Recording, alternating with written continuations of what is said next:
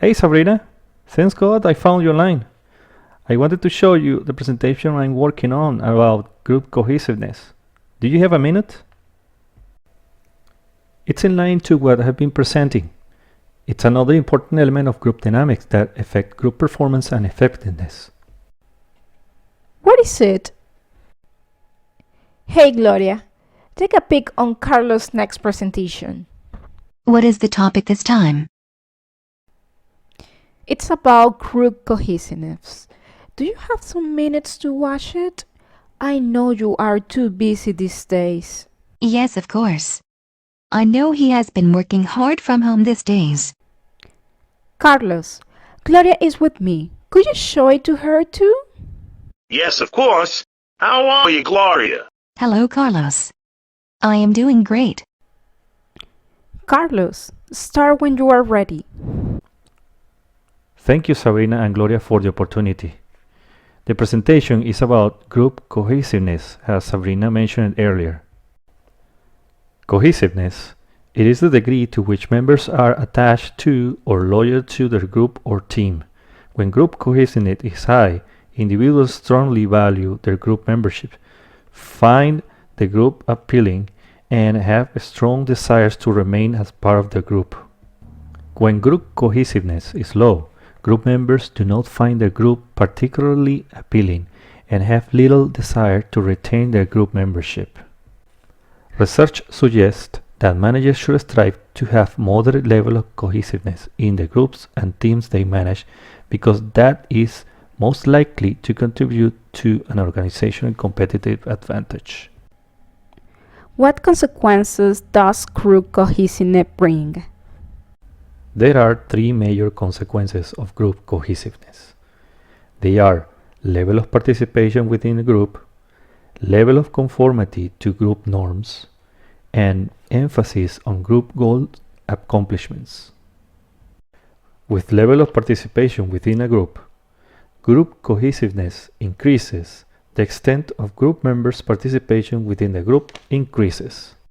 Participation contributes to group effectiveness because group members are actively involved in the group, ensure that group tasks get accomplished, readily share information within each other, and have frequent and open communication. A moderate level of group cohesiveness helps ensure that group members actively participate in a group and communicate effectively with one another. The reason why managers may not want to encourage high levels of cohesiveness is illustrated by the example of two cross-functional teams responsible for developing new toys. Highly cohesive Team A often have lengthy meetings that usually start with non-work related conversations and jokes, meet more often than most of the other cross-functional teams in the company, and spend a good portion of their time communicating the ins and outs of their department contributions to toy development to other team members. A moderately cohesive Team B generally have efficient meetings in which ideas are communicated and discussed as needed, do not meet more often than necessary, and share ins and outs of their expertise with one another to the extent needed for the development process. It takes Team A 30% longer to what Team B. This is why too much cohesiveness can be too much of a good thing. Now, level of conformity to group norms tells that increasing levels of group cohesiveness results in increasing levels of conformity to group norms. And when cohesiveness becomes high, there may be so little deviance in groups that group members conform to norms even when they are dysfunctional. In contrast, low cohesiveness can result in too much deviance and undermine the ability of a group to control its members' behaviors to get things done. Groups need a balance of conformity and deviance, so a moderate level of cohesiveness often yields the best outcome, as it did in the case of Team B. The last consequence, emphasis on group goal accomplishments, suggests that as group cohesiveness increases, the emphasis placed on group goals accomplishments also increases within a group. A strong emphasis on group goals accomplishments, however, does not always lead to organizational effectiveness. For organizations to be effective and gain a competitive advantage, The different groups and teams in the organization must cooperate within one another and be motivated to achieve organizational goals, even if doing so sometimes comes at the expense of the achievement of group goals.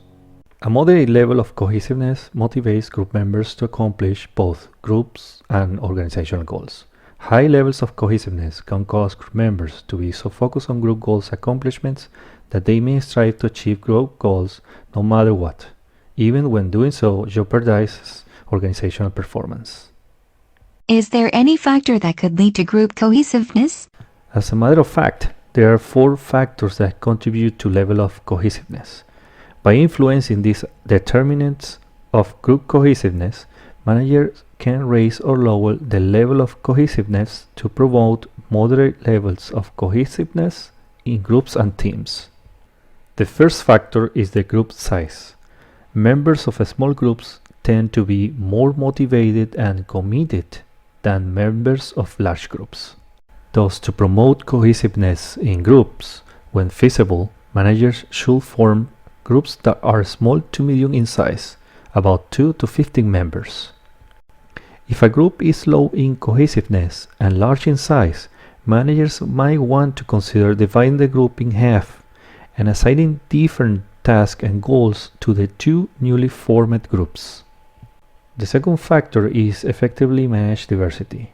In general, people tend to like and get along with others who are similar to themselves. It is easier to communicate with someone, for example, who shares your values, has similar background, and has had similar experiences. However, diversity in groups, teams, and organizations can help an organization gain a competitive advantage. Diverse groups often come up with innovative and creative ideas. In forming groups and teams, managers need to make sure the diversity in knowledge, experience, expertise, and other characteristics necessary for group goal accomplishment is represented in the new groups. Managers then have to make sure this diversity in group membership is effectively managed so group will be cohesive.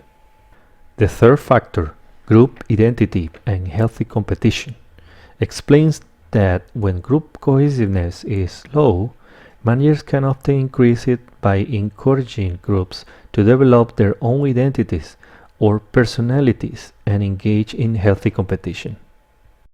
Teams will have to be cohesive to ensure that they will strive to achieve their goals.